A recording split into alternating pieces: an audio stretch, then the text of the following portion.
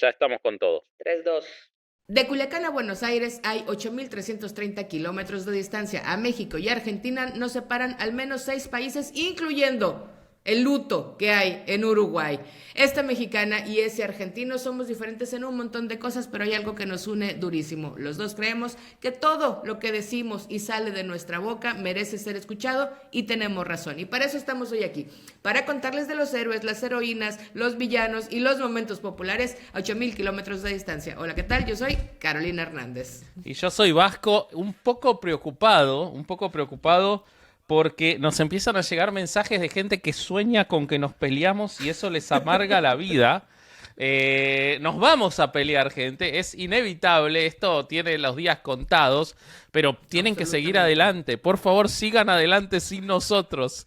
Yo sé que pueden. A mí lo que me encanta es que tiene claridad en cuanto a que la pelea va a ser irreconciliable. Es decir, no va a ser un coso que hablemos madres. Cuando se llegue a ese momento, esto va a ser una ruptura como la de los Beatles y Yoko. O sea, Sí, nada para olvídate. atrás. No hay chance. Esto no es... O sea, yo puedo discutir con Bobby o con Durán, pero cuando me peleé con vos se termina todo. Pero aparte Termina todo. que de alguna manera se termina herejes también porque yo me peleo con vos. O sea, obviamente los otros dos cobardes van a tomar partido por vos y ahí perdimos. O sea, eso Es va a correcto, ser. porque tú sabes que yo siempre he construido esta relación a partir del miedo. Lo que me motiva y lo que quiero que sientan por mí es miedo y evidentemente lo he estado consiguiendo. Lo estás logrando. Yo quiero pedirle permiso a Uruguay, ahora que se murió Pepe Mujica, que lo mencioné antes en la introducción, si nos permiten que hagamos un 8M de Mujica, hay que encontrarle un paralelo a Mujica, es durísimo. No existe. Es durísimo. Pero bueno, capaz vamos a hacer un especial. AMLO. Un especial. AMLO en su alucín.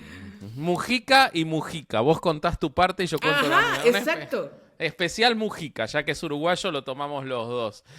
Muchas gracias a los Patreons que acompañan siempre este contenido. Hoy no estamos grabando con Patreons, pero van a tener el episodio completo subido antes de que se estrene. Así que muchísimas gracias por acompañar. Recuerden que es en el Patreon de Herejes el Podcast. Y recuerden escucharnos también en Spotify. Estábamos en el top 7 de podcast de historia y tuvimos la genial idea de una semana no sacar episodio y nos derrumbamos absolutamente. Pero bueno, ya vamos a volver. ¿En serio? Sí, mal. ¿A dónde estamos ahora? 34. Pero bueno, ya. Pero ¿cómo sucedió eso?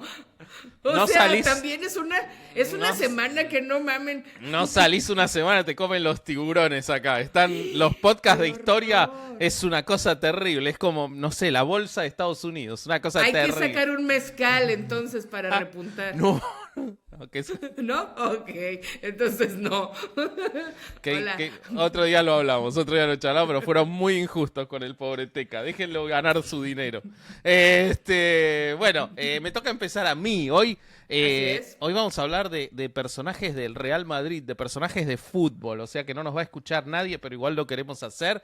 Y a mí me toca empezar con, sin duda, el argentino más trascendente en la historia del Real Madrid, considerado para todos los que saben de verdad de fútbol, uno de los 10 mejores jugadores de la historia, un tipo que cambió el fútbol y además una historia muy, muy llamativa y muy interesante de un trotamundos realmente, como fue la saeta rubia Alfredo Di Stéfano. En un siglo que hizo del fútbol una de sus religiones, el siglo XX, hubo jugadores que marcaron época y otros que la definieron. Alfredo Di Stéfano fue de estos últimos. No solo fue el emblema de un club, ni el ídolo de una camiseta. Fue un hombre que transformó una idea del juego, que anticipó el fútbol moderno con una inteligencia feroz y una energía inagotable. Fue la saeta rubia, pero también el obrero del gol, el estratega del mediocampo, el líder silencioso.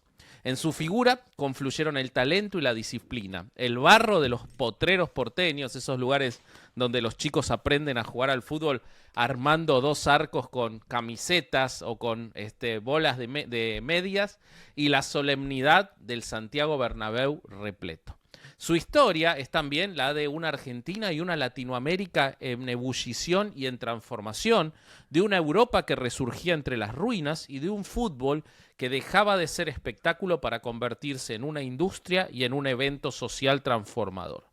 Pero antes de sus títulos, de la fama y del Madrid de las 5 Copas de Europa, hubo un rubio que corría entre zanjas en el barrio popular de Barracas, pateando una pelota de trapo mientras los tranvías hacían vibrar la vereda. Alfredo Di Stéfano nació el 4 de julio de 1926 en Barracas, como les decía, un barrio postergado del sur de la provincia de Buenos Aires, barrio de inmigrantes, pegado a La Boca, pegado a Pompeya. Ya hemos hablado en otros episodios, por ejemplo en el de Tita Merelo o en el de Gardel, de estos lugares. Hijo, por supuesto, como en Buenos Aires siempre, de un matrimonio de inmigrantes. Alfredo, de ascendencia italiana, y Eulalia, de origen franco-vasco. Su padre había sido jugador en el Club Atlético River Plate en los primeros años del fútbol, y en casa se hablaba español con tonada extranjera, se comía pasta y se hablaba de fútbol como una religión. Alfredo fue el segundo de 3 hermanos. Desde pequeño demostró una debilidad física excepcional. En los potreros de la calle Luna, ahí en Barracas, era rápido, fuerte y muy despierto para anticipar las jugadas. A los 12 años ya jugaba con chicos de 16. Su primer equipo fue el Social y Deportivo Unión Progresista en el barrio de Barracas. Allí empezó a perfilarse como delantero, pero también como un jugador total, algo que no existía. Bajaba a recuperar, armaba juego, lideraba, se peleaba, hacía todo. No era un regateador típico, pero era un gran estratega. En 1939, a los 13 años, es aceptado en las divisiones inferiores de River Plate. Por entonces, el club más poderoso del país había empezado el profesionalismo, se les empezaba a llamar los millonarios, se habían mudado de La Boca en el sur a su zona actual para convertirse en el equipo de ese momento que dominaba para muchos el mundo. De hecho, se considera que en la década del 30 algunos de sus jugadores fueron de los mejores jugadores del mundo. Él jugó en lo que se conoció con la máquina de River, con Ángel Labruna, Adolfo Pedernera y muchos más, y fue considerada hasta hoy una de las delanteras, junto con la de Brasil del 70, más brillantes de la historia del fútbol mundial. Di Stéfano absorbió todo ese estilo del toque, la movilidad, la precisión, pero también aprendió a entrenar, porque algo que tenía River de la máquina era un profesionalismo que no se veía en Latinoamérica, y formaban un entrenamiento mucho más duro que acompañaba la técnica con el cuerpo y con la resistencia. En el 45, con solo 19 años, debuta en primera. La máquina era imbatible, pero era suplente, porque era un equipo tan fuerte que Di Stéfano no tenía lugar. Entonces se va a jugar a Huracán, donde brilla absolutamente. Vuelve a River ya como una estrella del fútbol argentino en el 47. Era un jugador más maduro, más confiado, más explosivo, y fue clave de ese equipo. Hizo 27 goles, fue el goleador del torneo, y River una vez más salió campeón. Pero el momento del fútbol era muy convulso. Era muy convulso porque se les pagaba muy poco. Los jugadores realmente no recibían, pese a que había profesionalismo.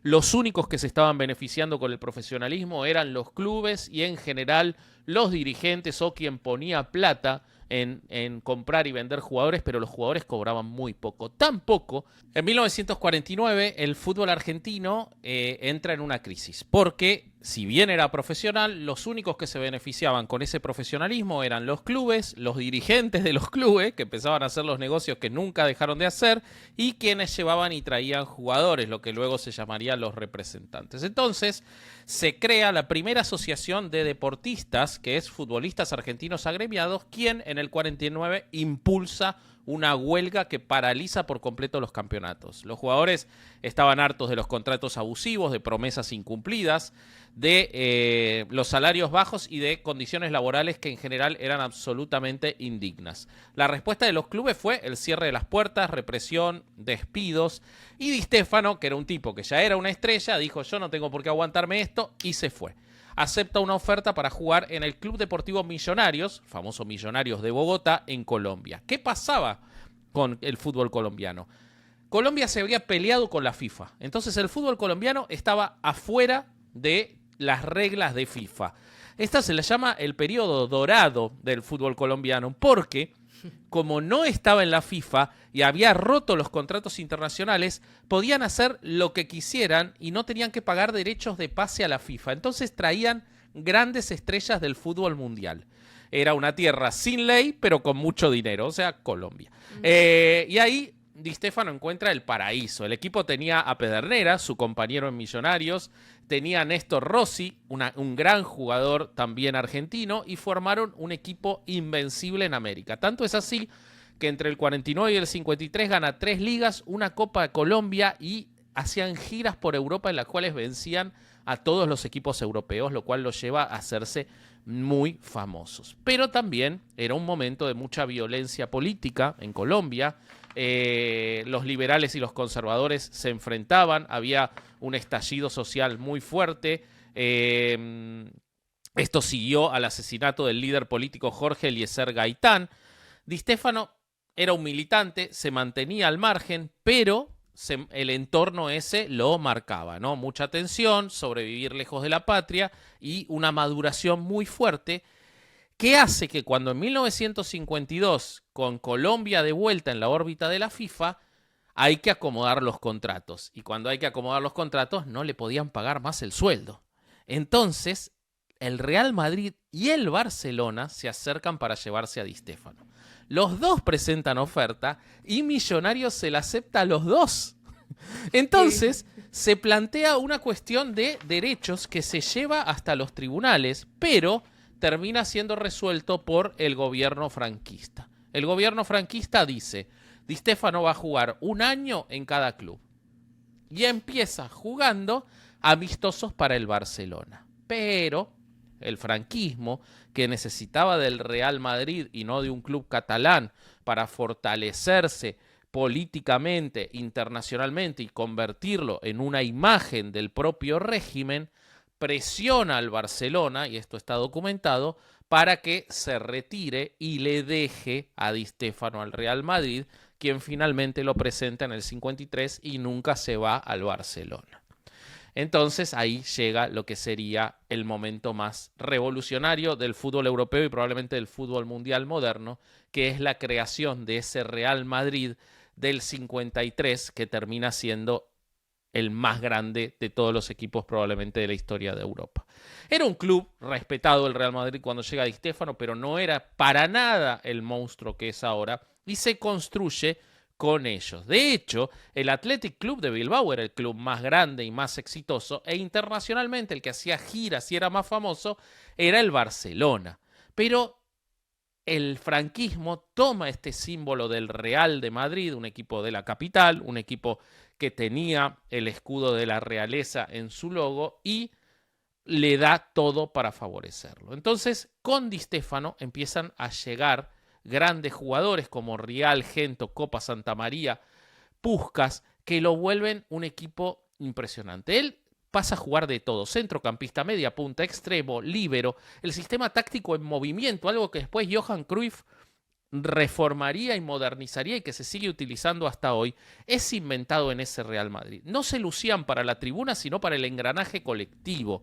Eran importantes todos para que todo funcione. Así es que entre el 56 y el 60 gana 5 Copas de Europa consecutivas, algo que hasta hoy no ha sido logrado repetir, y Di Stéfano marca goles en cada una de las finales.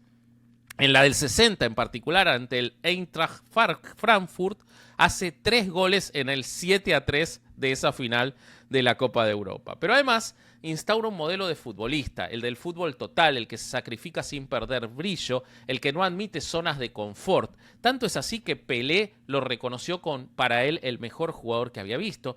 Johan Cruyff lo toma como referencia. Guardiola sigue citándolo como el ejemplo del pressing moderno. Y Beckenbauer dijo que sin él Europa no habría entendido el fútbol como lo entiende hoy. El equipo de la Esperanza Blanca, ese Real Madrid, ese equipo de Franco, lo utilizó como herramienta propagandística, pero Di Stéfano nunca se prestó a la política de manera activa. Él solo jugaba, pero no hablaba. De hecho, hablaba muy poco.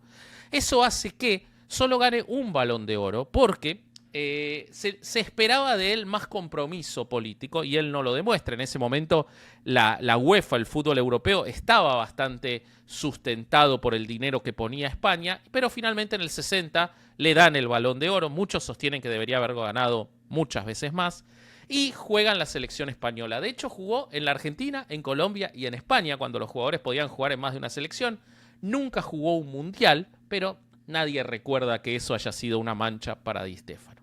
En el 64 se retira, tenía 38 años, había ganado 8 ligas españolas, 5 Copas de Europa, una Copa Intercontinental, 2 Copas Latinas y había redefinido el Real Madrid, había cambiado el fútbol y se había convertido en una leyenda. Pero era un tipo que no se podía quedar quieto en su leyenda y empieza a entrenar. Pese a la estatua que podría haber sido la estatua viviente, quiso vincularse de otro lugar. Dirigió al Elche, a Boca, al Valencia, al Sporting de Lisboa y en 2 oportunidades al Real Madrid. Se lo recuerda como un tipo muy duro, de carácter exigente, obsesionado con la movilidad y la disciplina táctica. Ganó la Liga con el Valencia en el 70-71, dirigió a River, a Kempes, por ejemplo, en River, y dirigió a Boca, aunque no tuvo mucho éxito. Dirigió al Real Madrid, no fue muy exitoso, pero fue el que llevó a jugadores como Butragueño y Mitchell al éxito. No hacía concesiones ni con los dirigentes ni con los jugadores, no toleraba la falta de entrega, tenía un trato muy seco y distante y una mirada muy severa, nunca fue un tipo populista y eso hizo que un poquito se manchara su relación con el Real Madrid. De hecho, durante mucho tiempo se consideró que estaba prohibido por los madridistas.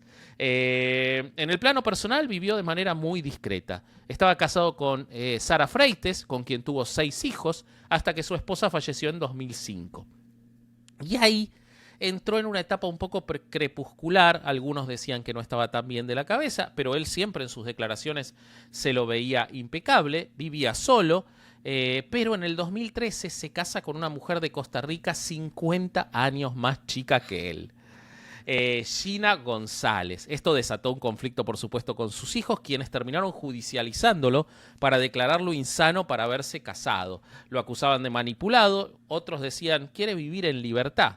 Y él, como siempre, dijo, yo no le debo explicaciones a nadie. A finales de los 90, mientras tanto, el Real Madrid intentó reconciliarlo y en el 2000, bajo la presidencia de Florentino Pérez, es nombrado presidente honorario del club. Se le rinden homenajes, se construye una estatua y se bautiza con su nombre el estadio del equipo filial del Real Madrid, Casillas, que hoy se llama Alfredo Di Stéfano. Se volvió en esos últimos años parte del imaginario, estaba en todos lados y la gente volvió a recordar que ese hombre tan mayor había sido durante muchos años el héroe más grande que había tenido el Real Madrid. No buscó idolatría, rehuía de los actos, de las entrevistas, nunca quiso que se le hiciera un documental y él, cuando decía cómo querían que lo recordaban, dijo como un tipo que hizo lo que tenía que hacer. El 5 de julio de 2014, un día después de cumplir 88 años, sufrió un infarto en pleno Madrid, en la calle, solo, sin custodia ni protocolo. Fue trasladado al hospital Gregorio Marañón, donde permaneció 2 días en coma y el 7 de julio falleció. En cada país donde había pateado una pelota se multiplicaron sus homenajes, se realizó su velatorio en el Estadio Santiago Bernabéu, en el centro del campo, con una bandera blanca cubriendo el féretro, donde pasaron todos, jugadores de todos los equipos, técnicos de todos los equipos. Diego Maradona dijo, se fue el mejor de todos. Lionel Messi dijo que había sido una referencia, no solo para él, sino para el fútbol en general. No dejó palabras altisonantes. No pidió nada, pero tuvo la conciencia de haber hecho lo suyo en la cancha una y otra vez sin buscar nunca un atajo.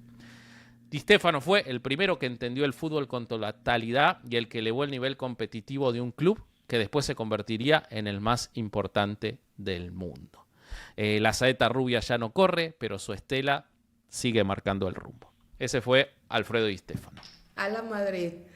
Oye, que está bien distinto, similar en algunas cosas. Me encanta, ya habíamos hablado de eso, a mí me maman las historias de deportes, de fútbol pues, pero en general de deportes, y hay muchas cosas que me parecieron bien curiosas de cómo era un líder silencioso, contrario a mi personaje, que era para mi personaje era lo opuesto absolutamente, el 5, como 5 copas él y 5 pichichis el mío. Su padre como jugador, que también es algo que comparten. Él sí dirigió al Real Madrid, mi personaje no, y tenía que ver también un poco con su carácter. Pero vamos ahí. Sí, vamos. Habrán El tuyo, imaginado. yo te diría que quizás el mío por su silencio y todo es el menos argentino de los argentinos y el tuyo es el más argentino Muy de los argentino. mexicanos. Sí, Es sí. argentinísimo. A mí, la neta, me cae súper chido. Obviamente, para sorpresa de nadie, la gente soberbia, a mí me encanta.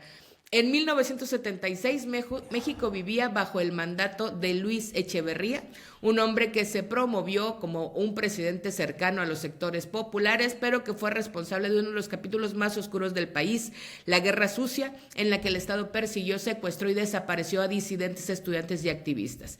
El país vivía lo que fue llamada la dictadura perfecta. Luego de la represión del 68 y del 71, en las universidades y entre los jóvenes persistía un sostenido descontento. Era el momento en donde los símbolos de éxito y la lucha individual ofrecían esperanza en medio del panorama desalentador. Y entonces apareció él, Hugo Sánchez. El 23 de octubre de 1976 llegó a Ciudad Universitaria un muchacho flaco de mirada filosa y con piernas inquietas. Jorge Maric, el entrenador de los Pumas, le dio la oportunidad a Hugo, que tenía 18 años, para debutar en contra de Tigres. No fue un partido cualquiera, fue el rugido inicial de un tipo que no sabía de jaulas. La historia de Hugo no solo es la de un futbolista, sino la de un mexicano que se negó a ser pequeño, que asumió su grandeza y la defendió con una garra como los verdaderos Pumas saben hacerlo. Bueno, estos Pumas de estas temporadas no, pero los otros sí. En CU, ese día que debutó, el joven delantero mostró un destello de lo que sería su sello, un hambre voraz, un instinto que no se enseña, una chispa que quema. Pero detrás de ese debut había una vida tejida con sueños grandes y sacrificios callados. Hugo nació el 11 de julio de 1958 en la Ciudad de México, en una familia donde el fútbol no era solo un juego, era un idioma. Su padre, Héctor Sánchez, fue futbolista profesional y también militar. Era muy exigente y creía que los sueños se construyen, se construyen, no solo se desean. Hugo creció entre tiros a gol y órdenes firmes, con la certeza de que la excelencia no es una casualidad. Su padre lo entrenaba como si el futuro de México dependiera de él. Su madre, Isabel Márquez, era el pilar que sostenía los sueños de sus hijos. Desde niño, Hugo corría tras un balón en las calles de la colonia Jardín Balbuena, una zona para familias de clase trabajadora que se construyó en lo que antes eran grandes llanos y en donde estuvo, por cierto, el primer aeropuerto de la Ciudad de México. Hugo no era el más alto ni el más fuerte, pero tenía un carácter indomable. A los 12 años ya jugaba con las fuerzas básicas de Pumas y mientras sus amigos se perdían en los juegos del barrio, él se levantaba muy de madrugada para entrenar. Si no sudo, no vale, decía. Pero todos sabemos que sudar no es suficiente, entonces no fue fácil. En las juveniles, algunos entrenadores dudaban de él. Es muy pequeño, no aguanta el choque, lo van a doblar. Hugo respondía con goles. A los 15 años su nombre ya resonaba en los torneos juveniles y a los 17 representó a México en los Juegos Panamericanos de 1975, donde su velocidad y olfato goleador impresionó a muchos. Hugo dejó claro que no venía a pedir permiso de nadie. En Pumas, Hugo se convirtió en un huracán. Entre 1976 y 1991, que es cuando estuvo con Pumas, marcó 99 goles en 183 partidos. Números que no solo hablan del talento, sino de una obsesión por ser el mejor. Fue campeón de liga en 1977 y en 1981 y su chilena, que parecía desafiar la gravedad, se volvió su firma personal. Pero fuera de la cancha, Hugo era un joven que cargaba el peso de las expectativas. Vivía en un modesto departamento cerca de la UNAM y estudiaba odontología por insistencia de su madre, que no estaba segura de que el fútbol fuera a ser una carrera que le dejara dinero. Lidiaba además con una prensa que lo admiraba, pero que empezaba a señalar su confianza como arrogancia. Él decía en las comidas familiares: ¿por qué no puedo decir que soy bueno? ¿Por qué aquí, si te crees mucho, te cortan las alas? Esa fue siempre su gran batalla. Hugo nunca fue de los que agachaban la cabeza. Decía sin tapujos que era un fuera de serie, y eso incomodaba a un montón. Nos han enseñado a sentirnos menos, dijo una vez en una entrevista, pero yo sé quién soy y sé lo que valgo, y menos no soy. Esa convicción lo llevó a enfrentarse a entrenadores, directivos y hasta la prensa. Hugo nunca escondió su fuego, nunca jugó a hacerse pequeño para caer bien. Lo criticaban por decir sin complejos que era eso, un fuera de serie, un extraordinario, un gran jugador, porque nos habían enseñado esta falsa modestia que obliga a sentirnos menos y a decirlo. Nos enseñaron que hay que bajar la cabeza, pero Hugo miró siempre al frente con los dientes apretados y la frente muy en alto.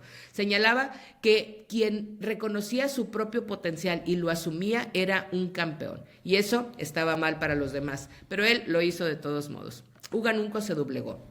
En 1981 se fue de Pumas y firmó con el Atlético de Madrid, y como era de esperarse, España no fue un cuento de hadas. Como paréntesis, los Pumas, que yo le voy a Pumas, pero yo no vi a Pumas con Hugo Sánchez, vi a Pumas después en el 86, pero ese equipo de Pumas de esos 80s era el equipo. Estaba Jorge, estaba Negrete, estaba García Aspe, estaba Peláez, era un equipazo.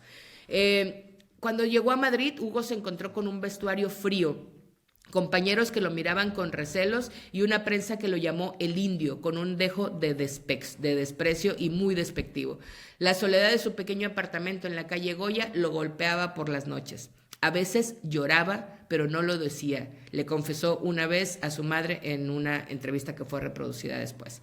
Pero Hugo no había ido a España a hacerse amigos, había ido a España a hacerse una historia. Hugo se levantaba cada mañana y entrenaba hasta el anochecer. En su primer año marcó solo 8 goles en 33 partidos. Y dirás tú, ¿por qué si era tan bueno? Bueno, pues lo que Hugo decía es que el entrenador Luis Cid Pérez lo colocaba como extremo en lugar de como centro delantero, que era su posición natural. Claro. Entonces los primeros 3 meses fueron los peores para él. Fue lo peor que me pasó en mi vida, dijo.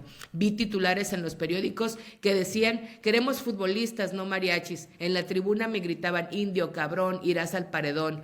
Yo solo apretaba los dientes y seguía. Finalmente lo movieron de posición y marcó más de 70 goles en 150 partidos, y fue ese extraordinario nivel el que lo llevó a firmar con el Real Madrid en 1985.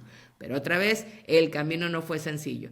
Los aficionados merengues, acostumbrados a las estrellas europeas, dudaban de ese mexicano de mirada desafiante. Hugo respondió como sabía hacerlo, con goles. En su primera temporada marcó 22 tantos y se llevó el primer pichichi. Entre 1985 y 1992 ganó 5 pichichis consecutivos, un récord que aún resuena. Convirtió 208 goles en 283 partidos y su chilena, esa danza mortal en el aire, se volvió leyenda. En 1987, un periodista español le cuestionó por qué celebraba sus goles con tanta vehemencia. Cuando anotaba, Hugo hacía una pirueta, caía de pie y terminaba con un gesto con los brazos que cualquier mexicano puede identificar. Lo que les gritaba a la tribuna era lo que parece que les gritaba. Él le contestó al periodista: es que si yo no lo celebro, ¿quién lo va a hacer? ¿Ustedes? Esa fue su filosofía siempre, no pedir disculpas por brillar. En 1988, Hugo estampa lo que quizá es uno de los goles más hermosos y uno de los más emblemáticos de su carrera. El Real Madrid se medía al modesto Logroñés, que por cierto, Logroñés, si lo dices al revés, dice señor gol. Y eso fue lo que hizo Hugo ahí, un señor gol. Él lo cuenta: ha sido uno de los mejores y los momentos más maravillosos de mi vida. En el campo de fútbol fue poder cumplir mi sueño de niños, meter un gol de chilena en un estadio fantástico como lo es el Bernabéu, con la camiseta del mejor equipo de todos los tiempos. En mi carrera hice más de 15,000 chilenas y marqué más de 30 goles con ese remate, pero nada fue tan especial como ese. Era el minuto 9 del partido. La jugada comenzó con un centro de Rafa Martín Vázquez, uno de los mejores amigos de Hugo en ese equipo. Fue un pase largo, cuenta Hugo, y me dio tiempo de colocarme bien, de dar 2 pasos hacia atrás para tomar vuelo y elevarme a la altura suficiente para conectar el balón en el momento exacto. Era una jugada muy practicada.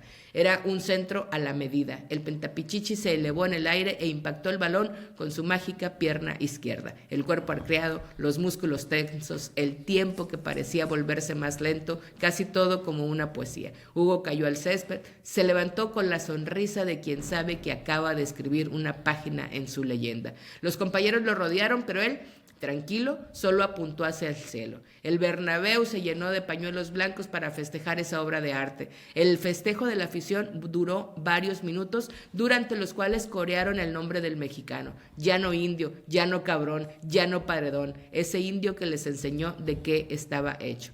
Leo Benhacker, que era el entrenador, dijo que después de ese gol el partido debía haber terminado, porque nada podía superar lo que habían visto. Más allá de los números, Hugo transformó la percepción del futbolista mexicano. No era solo un jugador, era un símbolo de resistencia, de alguien que se niega a ser menos. En 1992, Hugo deja al Real Madrid porque no se sentía querido. Dijo que marcaba goles, pero nadie le agradecía. Soy como el niño que llega a casa con dieces, se lo dice al padre y este sigue viendo la televisión. Y Hugo no era para que lo hicieran menos. Fuera de la cancha, su vida no fue menos intensa. Hugo Sánchez se casó 2 veces, primero con Emma Portugal y después con Isabel Martín. Con Emma tuvo un hijo, Hugo Sánchez Portugal, quien por cierto murió en 2014 a los 30 años, supuestamente por una fuga de gas en su departamento, pero se especuló mucho sobre su muerte. Emma, en una entrevista, dijo que unos meses antes su hijo le había mandado una carta que decía: mamá, me van a dar cuello. Hugo se había divorciado de Emma en los años 90, cuando jugaba con el América, y Emma había empezado a salir con otro jugador también del América, Antonio Carlos Santos, quien para ese entonces ya era uno de los máximos exponentes de las Águilas. Ni Hugo ni Antonio Carlos Santos se hablaban entre sí, pero los dos estaban en el vestidor. Para recados personales usaban a Oscar Ruggeri, el jugador argentino que también estuvo en el cuadro. Y entonces Ruggeri dice que una vez que se sentaba junto a Hugo, Hugo le decía: Oscar, dile al esclavo que cuando yo llamo el teléfono no atienda a él, que quiero hablar con mis hijos. Y entonces Ruggeri iba y le decía a Antonio Carlos Santos, y una vez Antonio le contestó: Oscar, dile a ese señor que mande más plata, que no nos está alcanzando. Era un gran ambiente del vestidor, como podrán imaginar.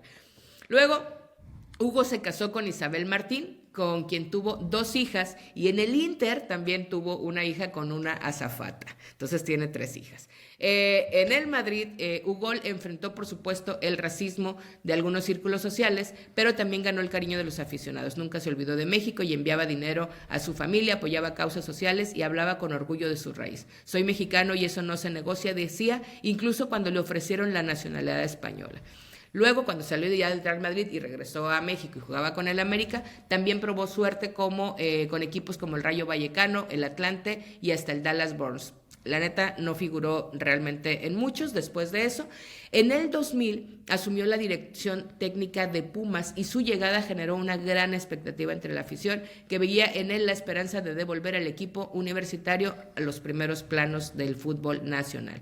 Bajo su liderazgo, Pumas logró lo que nunca nadie ha logrado, que es un hito sin precedentes, y es conquistar 2 títulos de liga consecutivos en torneos cortos, el de clausura y el de apertura en 2004. Ese logro convirtió a Hugo Sánchez en el primer entrenador en lograr ese bicampeonato en la era de los torneos cortos del fútbol mexicano. Además de los títulos de liga, ese mismo año Pumas ganó el campeón de campeones, la Liga de Copa del Santiago Bernabéu, venciendo justamente al Real Madrid en su propio estadio, lo que consolidó aún más la leyenda de Hugo Sánchez como entrenador. Su etapa como entrenador de Pumas no solo se recuerda por los títulos, sino también por el estilo de juego ofensivo y la pasión que transmitía desde el banquillo. Su legado perdura como uno de los capítulos más gloriosos de la historia del club, porque el club también ha estado muy venido a menos. Los jugadores en aquel entonces decían que la mentalidad de Hugo era lo que les había cambiado. Era un puma de corazón y además les enseñaba a no sentirse poquito. Sánchez participó en 3 Copas del Mundo, en Argentina en el 78, en México en el 86 y en Estados Unidos en el 94. En el 86 México llegó a cuartos de final, pero fue eliminado por Alemania. En el 90 no pudo participar debido a la sanción de los cachirules, que eventualmente tendríamos que hablar de los cachirules. En 1994, ya en la etapa final de su carrera, fue convocado por Miguel Mejía Barón, y cuentan que durante el partido de los octavos de final, que fue contra Bulgaria, Mejía Barón le propuso ingresar como mediocampista, pero Sánchez no jugaba de mediocampo, entonces le dijo que no iba a entrar para no hacer el ridículo. En 2006 y 2008, entre 2006 y 2008, Hugo Sánchez dirigió simultáneamente a la selección mayor, a la preolímpica y a la panamericana. Bajo su mando, México obtuvo el tercer lugar en la Copa América en 2007 y fue subcampeón en la Copa de Oro de ese mismo año. Sin embargo, el fracaso en el preolímpico del 2008, cuando México no logró clasificar a los Juegos Olímpicos de Beijing, llevó a la destitución de Hugo Sánchez. Posteriormente, él dijo que aceptar dirigir las tres selecciones había sido su peor equivocación, pero también criticó la falta de apoyo de los directivos y aseguró que de haber tenido el respaldo adecuado podría haber llevado a México a ganar un mundial en un proyecto de 12 años. Sin embargo, algunos excompañeros, incluso Carlos Hermosillo, lo criticaron por su falta de liderazgo y su actitud individualista, señalando que nunca fue un líder y que su ego siempre perjudicó al equipo. Al final, la gente decía, denle la selección a Hugo porque si gana, vamos a ganar, y si pierde, también vamos a ganar porque nos lo vamos a quitar de encima. Hugo estaba bien insistente en que quería la selección. Aunque los resultados no siempre lo acompañaron, su fuego nunca se apagó. Se fue con 541 goles en su carrera, pero Hugo Sánchez no solo marcó goles, marcó también un camino. Nos enseñó que el talento sin carácter es solo un destello y que el verdadero triunfo es atreverse a ser grande, sin pedir permiso y sin bajar la cabeza, como solo Hugo Ugol lo hizo. Es Hugo Sánchez. Muy bien, me gustó. Es un personaje particular, a mí no me cae muy simpático cuando lo veo, pero sí entiendo. O sea, siento que muchas veces Hugo Sánchez, cuando fracasa, la culpa es de otro. Es muy difícil. O sea, es un tipo muy ególatra y eso no me molesta. O sea, pero a diferencia de Maradona, por ejemplo, que cuando tenía había un problema futbolístico o algo, se hacía cargo, Hugo Sánchez siempre le echó la culpa a otro. Por ejemplo, me acuerdo cuando agarró las 3 selecciones. Si le hubiera ido bien, hubiera dicho, soy un maestro, agarré las 3 selecciones y como le fue mal, no. La verdad fue que los dirigentes no me apoyaron. Eso siempre me pareció como que él nunca se hacía cargo de alguna falencia. Por otro lado, es muy llamativo, siempre me llamó mucho la atención de Hugo Sánchez, que su éxito personal como jugador no se vio reflejado tanto en un éxito de los clubes donde jugó. O sea, el Real Madrid no pasó por una época de oro con Hugo Sánchez como delantero. Claro. Pese a que él hizo tantos goles, no ganó ninguna Champions, ninguna Copa de Europa, nada. Y aparte no le tengo mucha simpatía porque yo soy fanático del Atlético de Madrid y odio al Real Madrid y se consideró una gran traición cuando él se fue de los colchoneros, que no son el Atlético de Madrid millonario de ahora. Le decían el Pupas, porque siempre le pasaba algo al Atlético de Madrid. Era un equipo fracasado el Atlético de Madrid cuando él fue, y eso también hay que decirlo, obviamente el salto al Real Madrid es algo muy importante. Pero sin duda es el jugador que uno dice, bueno, lo que debería tener México para poder ganar el Mundial es 11 Hugo Sánchez, eso no hay ninguna duda. Creo que la mentalidad de Hugo es tan individualista que por eso quizá nunca se refleja en los equipos en los que estuvo. Yo concurro en que piensa mucho en él y en lucirse él, pero también creo que muchas de las fallas de la selección nacional, de la selección de México, es la mentalidad. Yo sí creo que es la mentalidad, porque entonces, ¿por qué vemos a jugadores mexicanos que la rompen en Europa? ¿Y por qué aquí no puedes hacer una selección? Sobre todo cuando tuvimos unos buenos años de grandes jugadores jugando en Europa, que allá eran los idolazos y venían a la selección, era como, ¿por qué juntos no pueden hacer? Como que aquí se achicaban, pasaba algo.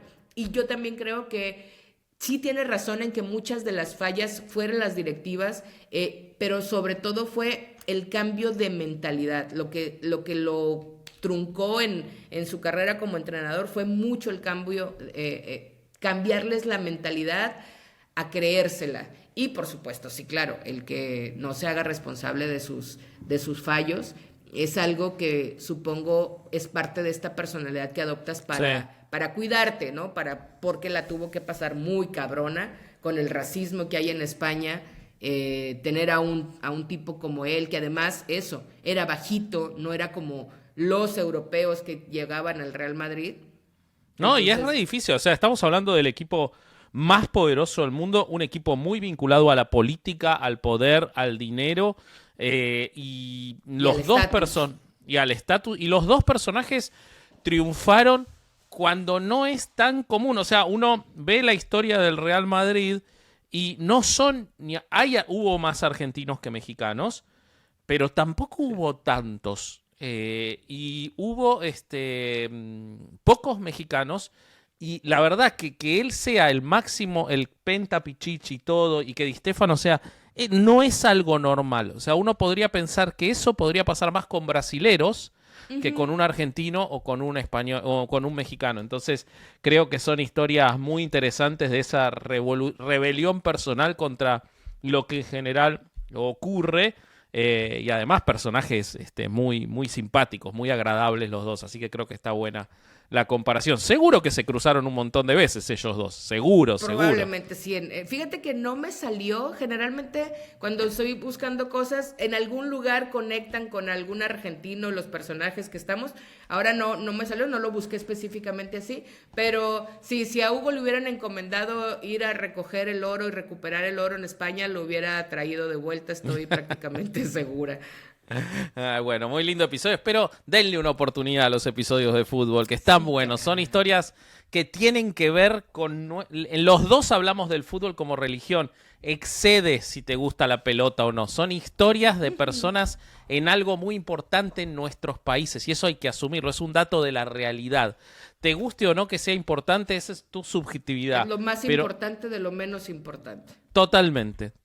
Así que bueno, me encantó. Recuerden que si se suscriben a Patreon tienen estos episodios antes que nadie. Van a poder ver, por ejemplo, cómo de repente me escuchaba yo en el audio de Caro. Caro se fue, yo me quedé acá. Y el que no está en Patreon ni se entera de esas cosas. Lo que realmente opina Caro de Bobby, eso está grabado acá y lo pueden ver. Lo que pienso de los tratos del Corsario con gente desconocida. Exacto. El Corsario ayer hizo una.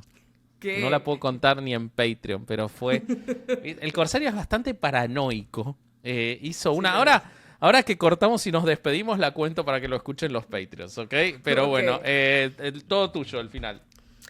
Pues bueno, acuérdense de suscribirse, comentar y compartir. Si les gusta, compartan con quienes les caen bien. Si no les gusta, compartan con quienes les caen mal. Y así todos ganamos. Y acuérdense que el algoritmo no distingue de hate. Así que nos vemos pronto cuando completemos de nuevo estos 8,000 kilómetros con nuevas historias que demuestran que en el fondo no somos tan distintos como nos gustaría. Vámonos.